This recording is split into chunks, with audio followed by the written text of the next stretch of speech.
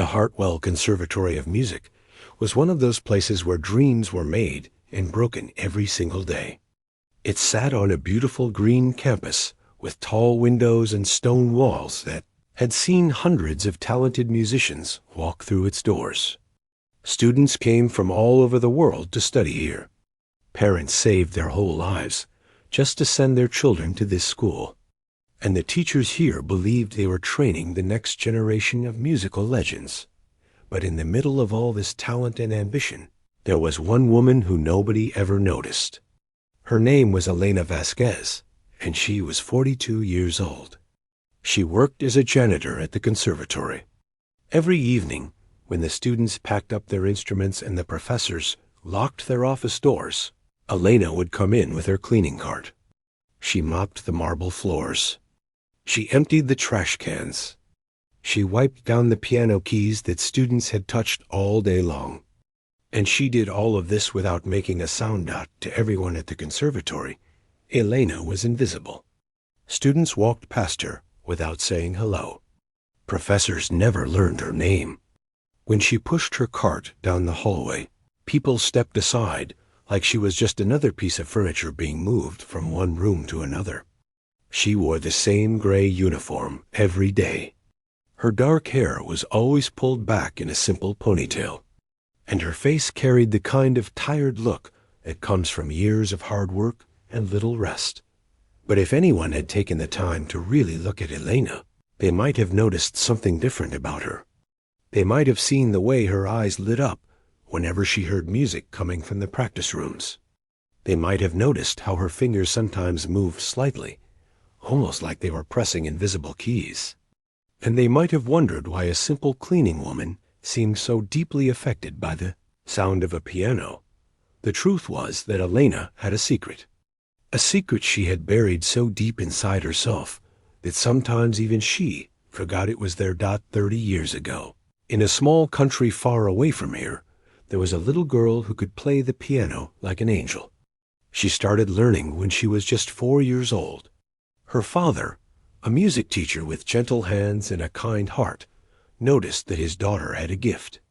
While other children were playing with toys, little Elena was sitting at the piano for hours, teaching herself songs that children twice her age could not play by the time she was 10. Elena was performing in concert halls. By 14, she had won 3 international competitions. Music critics called her a genius. They said she played with the skill of someone who had practiced for 50 years and the emotion of someone who had lived 100 lives. Her father cried tears of joy every time he watched her perform. He told her that music was not just notes on a page. It was a language that could speak to the human soul. But life does not always go the way we plan. When Elena was 16, war came to her country. The bombs started falling, and families had to run for their lives. Elena and her mother escaped in the middle of the night with nothing but the clothes on their backs. Her father stayed behind to help others evacuate. He promised he would follow them soon. He never did. Elena never saw her father again. She never found out exactly what happened to him. And she never touched a piano after that. The instrument that once brought her so much joy now only reminded her of everything she had lost. Every time she saw a piano, she saw her father's face. She heard his voice telling her to play with her heart. And the pain was too much to bear. So Elena buried her gift. She locked it away in a part of her heart that she never visited. She moved to a new country with her mother. They had no money, no connections, and no way to start over in the music world. Elena took whatever jobs she could find. She cleaned offices. She washed dishes. She worked in factories. And slowly, year by year, the world forgot about the little girl who once played like an angel. 20 years passed. Elena's mother passed away peacefully in her sleep, and Elena found herself completely alone in the world. She got the job at the Hartwell Conservatory because it was steady work with good benefits. She told herself it was just a job. She told herself she did not care about the music that filled the halls every day. But deep down, she knew that was a lie. Every night, after everyone had gone home, Elena would stand in the doorway of the grand recital hall. She would look at the beautiful Steinway piano sitting on the stage, its black surface shining under the dim lights, and she would feel something stirring inside her, something she had tried so hard to forget. One Thursday evening in October, Elena was working later than usual.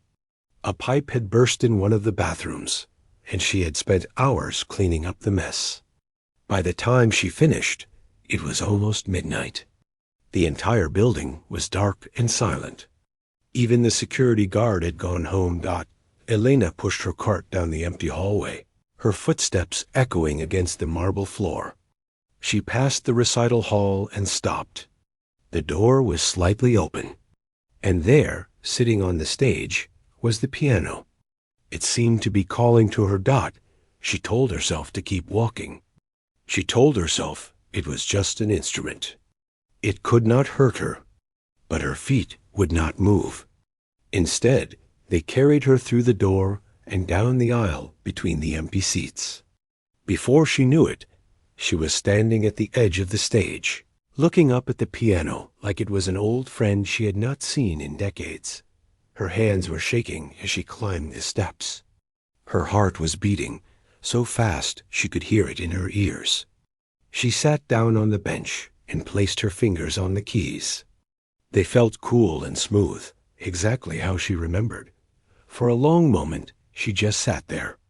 She did not know if she could still play. She did not know if her fingers still remembered the music. And she was afraid. Afraid that if she started playing, all the memories would come flooding back. The happy memories of her father. The painful memories of losing him. Everything she had spent 20 years trying to forget. But then something happened. A single tear rolled down her cheek. And with that tear came a release. Elena pressed down on the keys, and a soft note filled the empty hall. Then another note, and another. Her fingers began to move on their own, finding melodies she thought she had forgotten. The music poured out of her like water breaking through a dam. She played for almost an hour. She played pieces her father had taught her.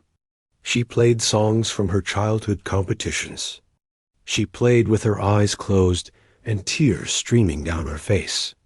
And for the first time in 20 years, she felt alive. What Elena did not know was that she was not alone. The recital hall door had opened quietly, and someone was standing in the shadows, watching her. Someone who could not believe what they were hearing. Someone whose mind was already racing with ideas. And those ideas would change Elena's life forever.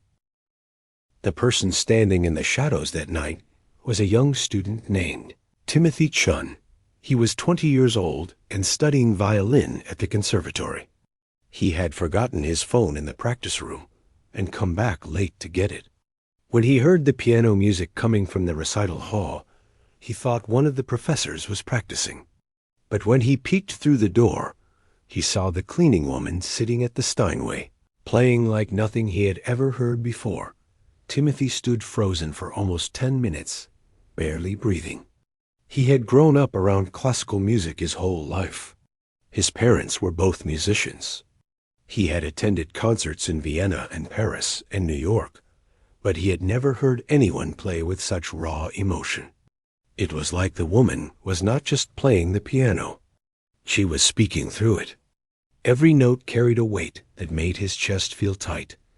When Elena finally stopped and wiped her tears, Timothy quietly slipped away. He did not want to embarrass her. But the next morning, he could not stop thinking about what he had witnessed. He told his roommate about it. His roommate told another student. And by lunchtime, a strange rumor was floating around the conservatory. People were saying that the cleaning woman could play the piano. Most students laughed it off. A janitor who could play piano. That sounded like a joke. But the rumor eventually reached the ears of 3 senior professors, who found it very amusing. The first was Professor Richard Whitmore. He was the head of the piano department, and a man who believed he was better than everyone around him. He came from old money and had never worked a hard day in his life. He looked down on anyone who was not wealthy or famous. To him, people like Elena were beneath his notice. They existed only to clean up after people like him. The second was Dr. Helen Langley. She taught music theory and had a reputation for being cold and dismissive. She had never married and had no children. Music was her entire life, and she guarded her position at the conservatory like a dragon guarding treasure. She did not like anyone who threatened her sense of superiority. The third was Madame Catherine Beaumont. She was a former concert pianist who had injured her hand years ago and could no longer perform. The bitterness of losing her career had turned her into a cruel woman who seemed to enjoy watching others fail. She smiled most when her students struggled. These three professors were sitting in the faculty lounge when they heard the rumor about Elena. Professor Whitmore laughed so hard that coffee came out of his nose. Dr. Langley shook her head with a tight smile, and Madame Beaumont leaned back in her chair with a look of amusement on her face. "The cleaning woman thinks she can play piano," Professor Whitmore said, still chuckling. "That is the funniest thing I have heard all year." "These people always have delusions," Dr. Langley added. "They see our students playing and think it looks easy. They have no idea how many years of training it takes." Madame Beaumont tapped her fingers on the armrest of her chair. Her eyes had a spark in them that the others recognized. It was the spark she got when she had a cruel idea.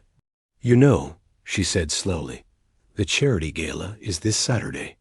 We still need an opening act before the real performances begin." Professor Whitmore raised an eyebrow.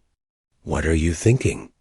"I am thinking," Madame Beaumont continued, "that our guests might enjoy a little entertainment. A little comedy to start the evening. What if we invited our talented cleaning woman to perform?" The three professors looked at each other. Slowly, smiles spread across their faces. They understood exactly what Madame Beaumont was suggesting. They would put Elena on stage in front of the most important people in the music world. They would give her an impossible piece to play. And when she failed miserably, everyone would laugh. It would be a reminder to all the staff that they should know their place, that people like them did not belong in the world of classical music. "Brilliant," Professor Whitmore said. "Absolutely brilliant." The next day, Elena was mopping the floor outside the faculty offices when she heard someone call out to her. "You there?" "The cleaning woman." Elena looked up and saw three professors walking toward her. She recognized them, of course. Everyone at the conservatory knew who they were. She had cleaned their offices many times, but they had never spoken to her before. "Not once in 5 years, yes?" Elena said quietly, gripping her mop handle. Professor Whitmore looked at her like she was something unpleasant he had found on the bottom of his shoe. "We have heard an interesting rumor about you. Someone said they saw you playing the piano in the recital hall." Elena felt her heart drop into her stomach. She had been so careful. She had waited until everyone was gone. How did they find out? "I am sorry," she said quickly. "I should not have touched the piano. It will not happen again." "Oh, no, no, no," Dr. Langley said with a thin smile. "We are not angry. We are impressed. Is it true? Can you actually play?" Elena did not know what to say. She could feel that something was wrong. The way they were looking at her, the way they were smiling. It did not feel right, but she also did not want to lie. "I used to play," she said carefully. "A long time ago." The three professors exchanged glances. Madame Beaumont stepped forward, her heels clicking on the marble floor. "How wonderful," she said in a voice that was sweet like poison. "You see, we are hosting a very important event this Saturday, a charity gala with many distinguished guests, and we thought it might be nice to include a surprise performance. Something different." Something unexpected. Elena shook her head slowly. I do not think that is a good idea. I have not performed in many years. I am just a janitor. Nonsense, Professor Whitmore said, waving his hand dismissively. We insist. It will be fun. Just a short piece to warm up the audience before our real performers take the stage. Elena looked at their faces. She could see something behind their smiles. Something mean. Something that wanted to hurt her. Every instinct in her body was telling her to say no, to walk away, to protect herself. But there was another voice inside her, a smaller voice that she had not heard in 20 years. It was the voice of the little girl who used to love performing, the little girl who felt most alive when she was on stage, the little girl who never got to say goodbye to her father, but who still carried his love for music in her heart. What piece would I play? Elena heard herself ask. Madame Beaumont's smile grew wider. She reached into her bag and pulled out a folder of sheet music. She handed it to Elena like she was giving her a gift. This one, she said. Elena opened the folder and felt the blood drain from her face. It was Liszt's La Campanella, one of the most difficult piano pieces ever written. Professional pianists practiced for years just to perform it. The speed, the jumps, the technical precision required. It was a piece designed to separate true masters from everyone else. They were setting her up to fail. They wanted to humiliate her in front of hundreds of people. They wanted to watch her crash and burn on that stage. While everyone laughed, Elena looked up at the three professors. They were watching her with eyes full of anticipation, waiting for her to back down, waiting for her to admit she could not do it. But something strange happened inside Elena in that moment. Instead of fear, she felt something else rising up from deep within her chest. It was not anger exactly. It was something quieter than that. It was a feeling she had not felt in a very long time. It was determination. Saturday, Elena said, her voice steady. What time should I be there? The professors looked surprised for just a second. They had expected her to refuse. But they quickly recovered and told her to arrive at 7 in the evening. Then they walked away, already whispering and laughing among themselves. Elena stood alone in the hallway, holding the sheet music in her trembling hands. She did not know if she could still play La Campanella. She did not know if her fingers could still move that fast. But she knew one thing for certain. She was done hiding. Elena had 4 days to prepare. 4 days to remember how to play a piece she had not touched in over 20 years. 4 days to prove to herself that the music was still inside her. She did not own a piano. She could not afford one.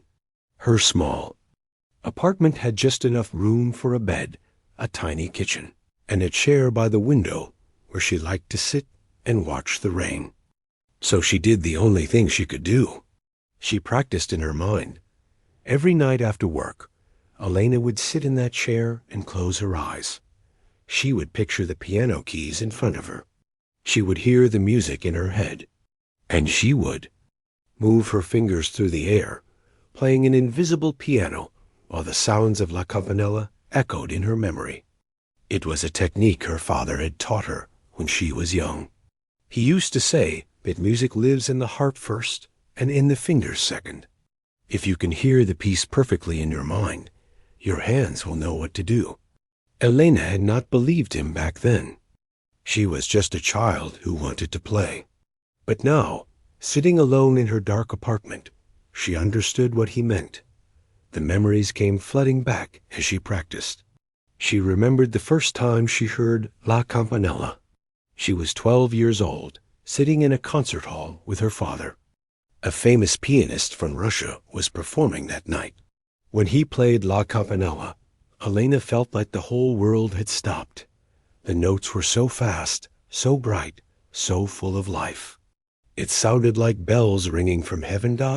After the concert, she had tugged on her father's sleeve and said she wanted to learn that piece. Her father had laughed and told her it was too difficult. Maybe when she was older, but Elena was stubborn. She practiced every day for 2 years, until she could play it perfectly. When she finally performed it at her last competition, the judges had given her a standing ovation. That was the last time she ever played La Campanella. 2 months later, the war started, and everything changed. Now, 20 years later, Elena was going to play it again. But this time, there would be no loving father in the audience cheering her on. This time, she would be surrounded by people who wanted to see her fail. The days passed quickly.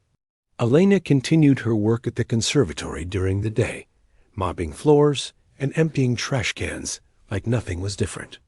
But inside, her mind was constantly playing the music. She could hear every note, every pause, every crescendo. She could feel her fingers moving, even when they were wrapped around the mop handle. The 3 professors watched her during those days. They whispered to each other and smiled whenever she walked by. They were so sure of themselves, so confident that Saturday night would be a disaster for her. They had even invited extra guests just to witness the humiliation. Word had spread among the faculty that something entertaining was going to happen at the gala. Everyone wanted to see the cleaning woman make a fool of herself. But there was one person at the conservatory who was not laughing. Timothy Chun, the young violin student who had first heard Elena play, felt sick to his stomach when he learned what the professors were planning. He wanted to warn her. He wanted to tell her it was a trap. But every time he saw her in the hallway, the words got stuck in his throat. He was just a student. What could he do against 3 powerful professors? On Friday night, Timothy found Elena cleaning the windows in the East Wing. He stood there for a long moment, trying to gather his courage. Finally, he spoke. "Excuse me?" he said quietly. "I need to tell you something." Elena turned and looked at him. She did not recognize him, but she could see the worry in his eyes. "I know about tomorrow," Timothy said. "I know what they are trying to do to you. They want you to fail. They think it is funny, but I heard you play last week. I was there, in the recital hall, and I just want you to know that what I heard was the most beautiful music I have ever experienced in my life." Elena stared at him. She did not know what to say. "I do not know who you are," Timothy continued. "I do not know where you learned to play like that. But those professors have no idea what they are dealing with. I just wanted you to know that not everyone here is against you. Some of us believe in you." He gave her a small nod and walked away before she could respond. Elena stood alone in the hallway, her heart pounding. A stranger believed in her. A young man she had never met had heard her play and thought it was beautiful. For the first time in days, she felt something other than fear. She felt hope. Saturday arrived faster than Elena expected. She spent the morning cleaning her apartment, trying to keep her hands busy so her mind would not race. She took a long shower. She brushed her hair until it was smooth and shiny, and she put on the only nice dress she owned. It was dark blue, simple but elegant. She had bought it years ago for her mother's funeral and had never worn it since. When Elena looked at herself in the mirror, she barely recognized the woman staring back. For so long, she had seen herself as invisible, as nobody, as just a cleaning woman who did not matter. But tonight, something was different. There was a fire in her eyes that had not been there for 20 years. At 6:30, Elena took a bus to the conservatory. The sun was setting, painting the sky in shades of orange and pink. She watched the colors through the window and thought about her father. She wondered if he would be proud of her. She wondered if he was watching from somewhere far away. The conservatory was transformed when she arrived. The grand entrance was decorated with flowers and golden lights. Expensive cars were pulling up to the front door, and men in tuxedos and women in evening gowns were walking up the marble steps. Elena had never seen so many wealthy people in one place. Diamond necklaces sparkled under the lights. Champagne glasses clinked. Laughter filled the air. Elena entered through the staff entrance in the back. A security guard looked at her strangely, but let her pass when she explained she was performing tonight. She walked through the familiar hallways, past the practice rooms and offices she had cleaned so many times. But tonight, everything felt different. Tonight, she was not here to mop floors. The recital hall was magnificent. Over 300 guests were seated in red velvet chairs, chatting and waiting for the evening to begin. The stage was lit with soft golden lights, and right in the center sat the Steinway piano. It looked like it was waiting for her daughter.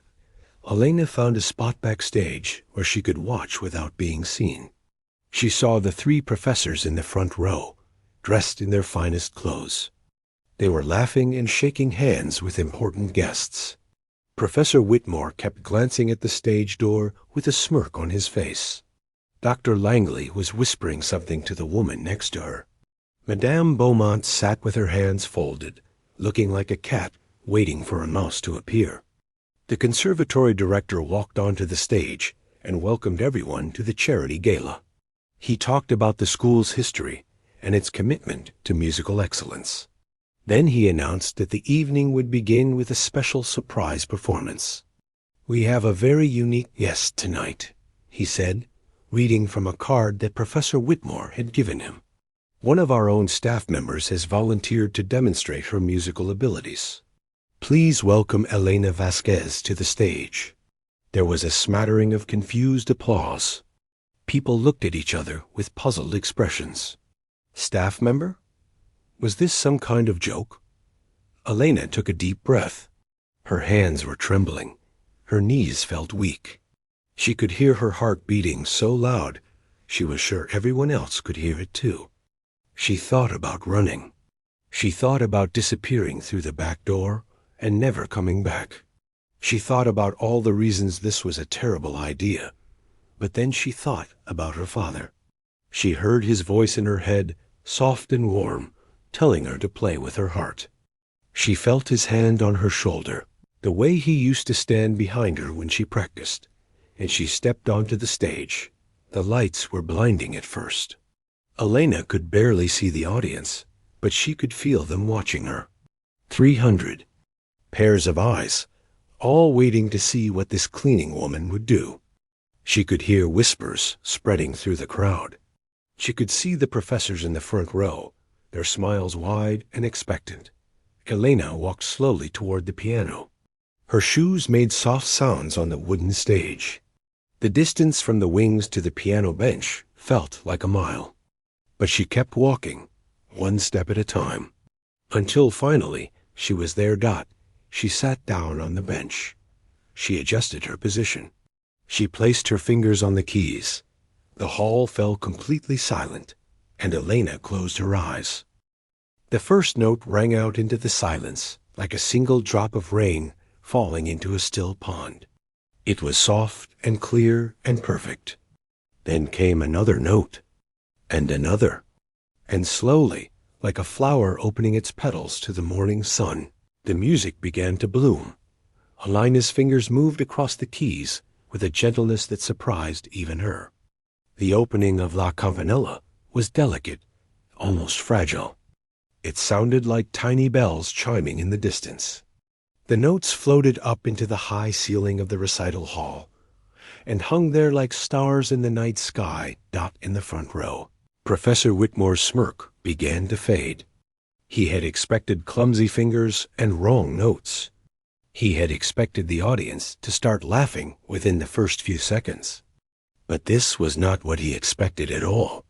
The cleaning woman was actually playing the right notes. She was actually making music. Dr. Langley leaned forward in her seat, her eyes narrowing. Something was not right. This woman was supposed to fail. She was supposed to embarrass herself. Why did the music sound so clean? Why did it sound so controlled? Madame Beaumont sat frozen, her hands gripping the armrests of her chair. She had played La Campanella herself, many years ago, before her injury. She knew every note, every phrase, every technical challenge. And she could tell that this woman was not just playing the notes correctly. She was playing them beautifully, but the real test was coming. The opening of La Campanella was gentle, yes, but the piece quickly transformed into something much more demanding. The speed increased. The jumps became wider. The technical difficulty grew until it became almost impossible for human hands to keep up. Helena felt the music building inside her. She could feel the moment approaching when the piece would explode into its full power. Her fingers began to move faster. The notes came quicker and quicker, tumbling over each other like a waterfall rushing down a mountainside. And then it happened. Alana's hands began to fly across the keyboard with a speed that made people gasp. Her fingers jumped from one end of the piano to the other, hitting notes that were 3 feet apart with perfect precision. The music filled the hall like a thunderstorm, powerful and wild and completely unstoppable. The audience sat in stunned silence. They had never seen anything like this. The woman at the piano was not just playing a piece of music. She was becoming the music. Her whole body moved with the rhythm. Her face showed every emotion the notes were meant to express. Joy and sorrow and passion and pain, all flowing through her fingers and into the piano. Professor Whitmore's face had gone completely white.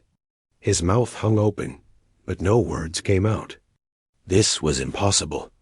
This was absolutely impossible. A cleaning woman could not play like this.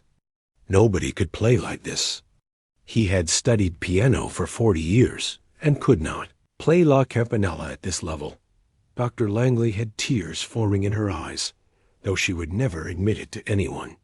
She had spent her whole career teaching music theory, analyzing compositions, breaking down the technical elements of great performances.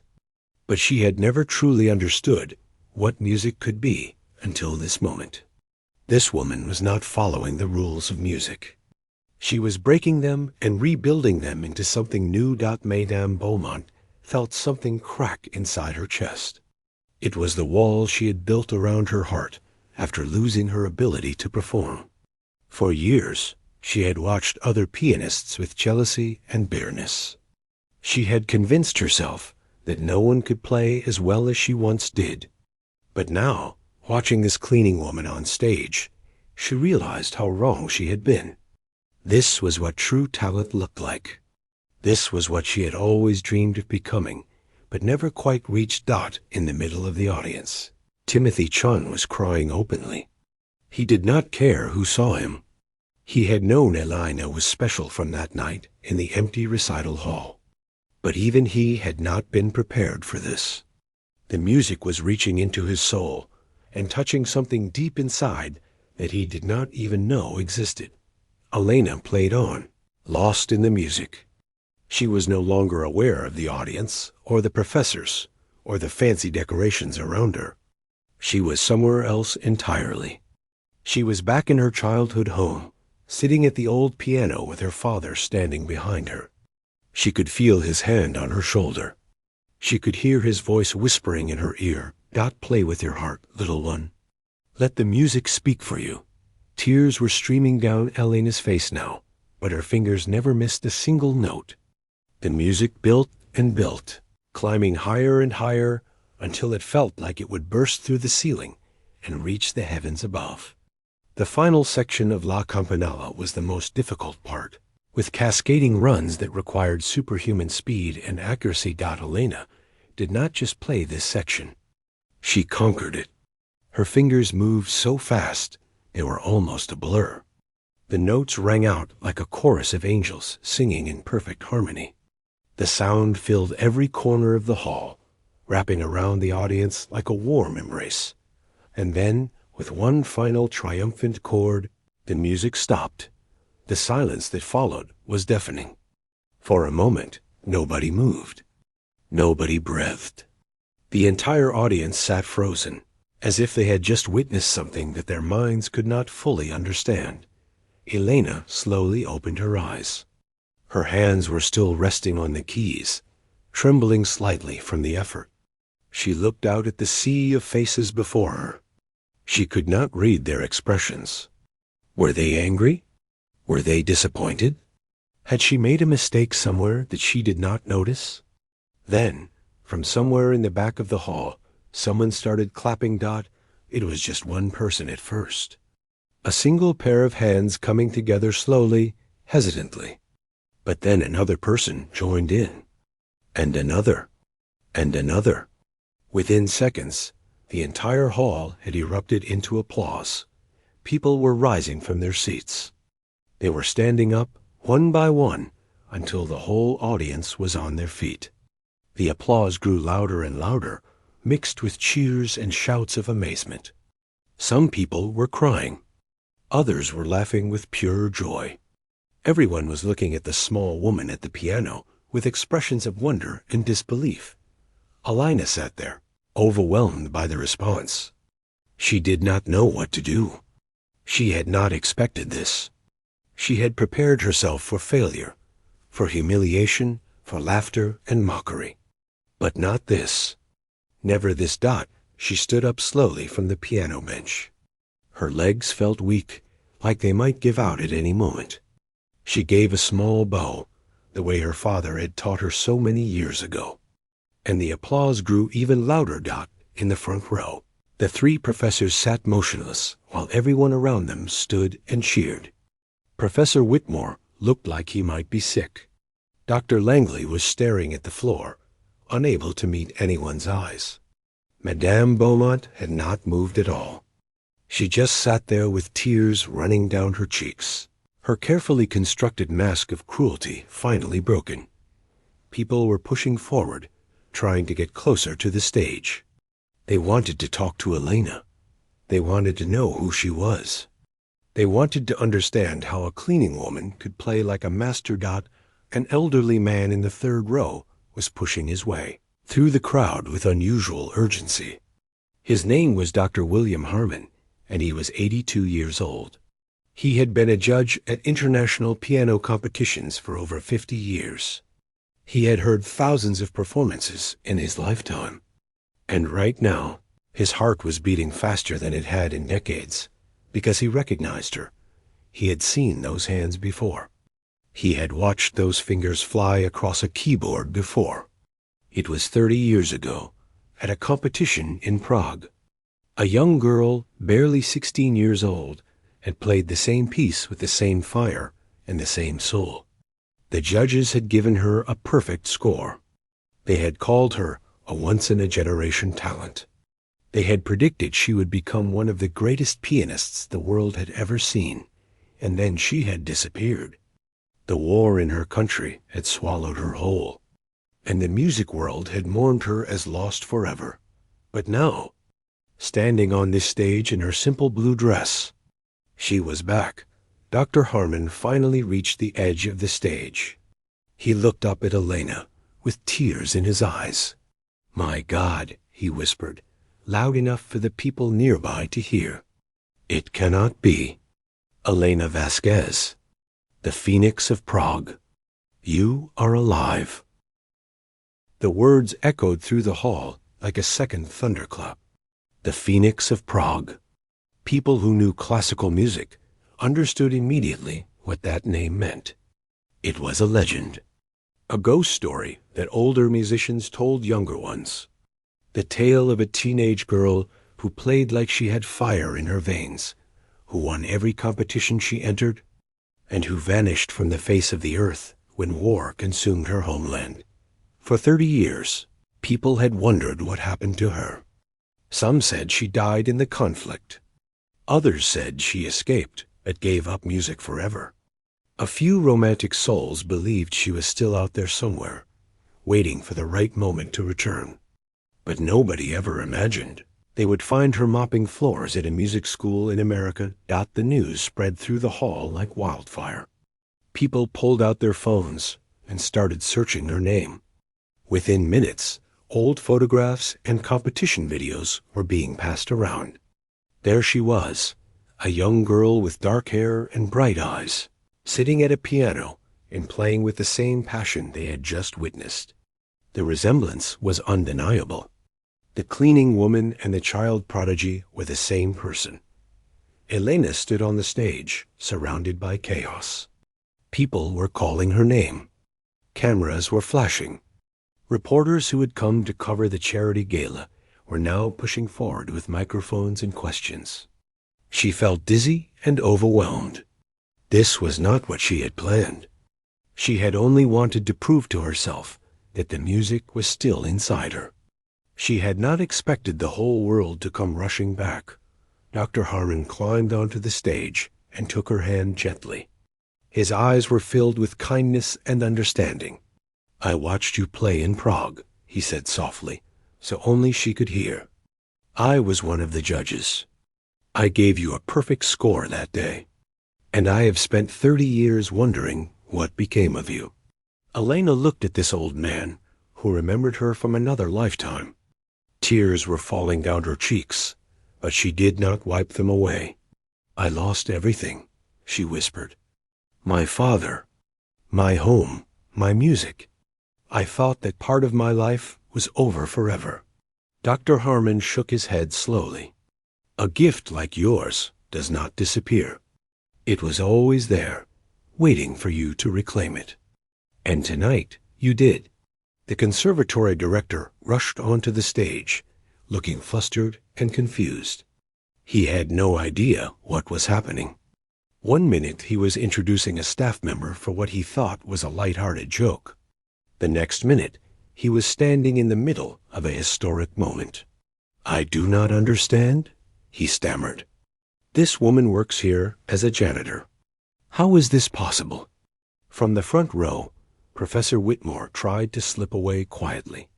He wanted to disappear before anyone connected him to the cruel setup. But it was too late. People had already started talking. The young violin student, Timothy, had told his friends what the professors had planned. And now everyone knew. The whispers turned to angry murmurs. Guests who had witnessed the performance looked at the three professors with disgust. These were powerful people in the music world. Donors, board, members, critics, and they did not like being part of someone's cruel joke got an elderly woman in. Pearls and Diamonds walked up to Professor Whitmore with fire in her eyes. She was one of the conservatory's biggest donors. "You tried to humiliate this woman," she said, her voice cold as ice. "You tried to use her as entertainment for your own amusement. I have supported this institution for 20 years, but I will not give another penny as long as people like you are on the faculty." Professor Whitmore opened his mouth to defend himself, but no words came out. What could he say? Everyone had seen what happened. Everyone knew what he had tried to do. And everyone had watched it blow up in his face in the most spectacular way possible. Dr. Langley and Madame Beaumont were facing similar confrontations. Other guests were approaching them with questions and accusations. Their reputations, which they had spent decades building, were crumbling in a single evening. They had wanted to teach Elena a lesson about knowing her place.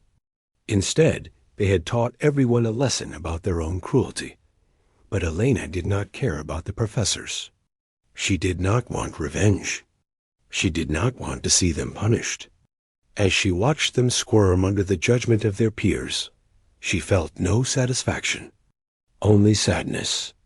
Sadness that people could be so unkind. Sadness that they had never learned what her father had taught her so long ago. That music was not about competition, or status, or proving you were better than someone else. Music was about connection. It was about reaching into another person's heart and making them feel something true. It was about sharing the deepest parts of yourself with the world and hoping they would understand. Elena stepped forward and raised her hand. The crowd slowly fell silent.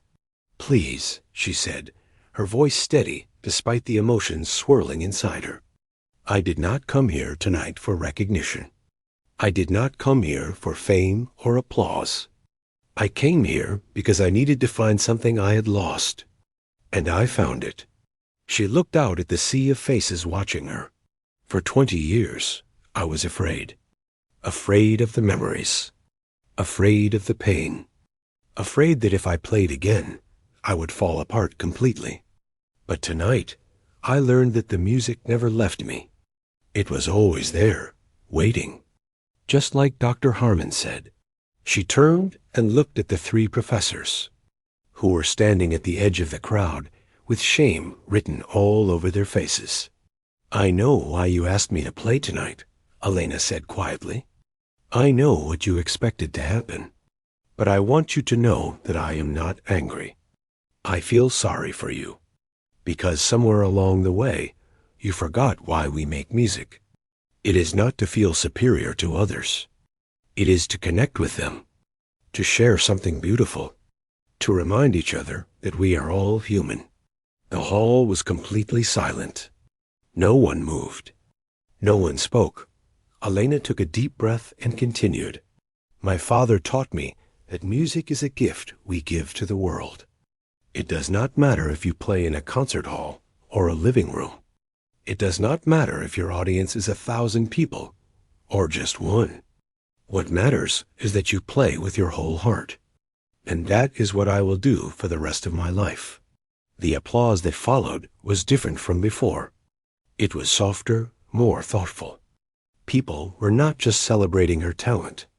They were honoring her spirit. In the weeks that followed, Elena's life changed in ways she never could have imagined. Her story spread across the internet and was picked up by news outlets around the world.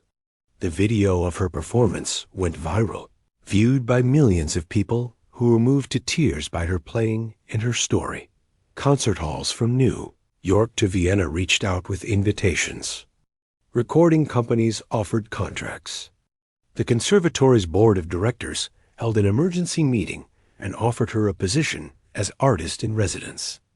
With a full salary and her own studio, Professor Whitmore, Dr. Langley, and Madame Beaumont quietly resigned from their positions. No official announcement was made, but everyone understood why they had to go. Elena accepted the position at the conservatory, but not for the reasons people expected. She did not want fame or money. She wanted to teach. She wanted to find other students like herself, students who had been overlooked or underestimated, and show them that their gifts mattered. On her first day as a teacher, Elena walked into her new studio and found a small package on the piano. Inside was a framed photograph she had never seen before. It showed a young girl at a piano, with a man standing behind her with his hands on her shoulders. Both of them were smiling with pure joy. There was a note attached. It said, "Found this in the Prague archives. Thought you should have it. With deepest respect, William Harmon." Elena held the photograph to her chest and wept. It was her father. She had no pictures of him.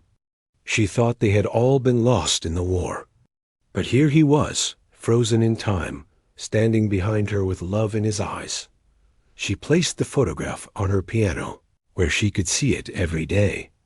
And every time she sat down to play, she felt his presence beside her. Elena Vasquez, the cleaning woman who became a legend, spent the rest of her career teaching young musicians to play with their hearts. She never forgot where she came from. She never looked down on anyone.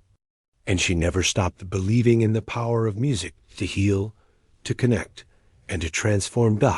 Because in the end, that is what her father had taught her. And that is what she would teach the world.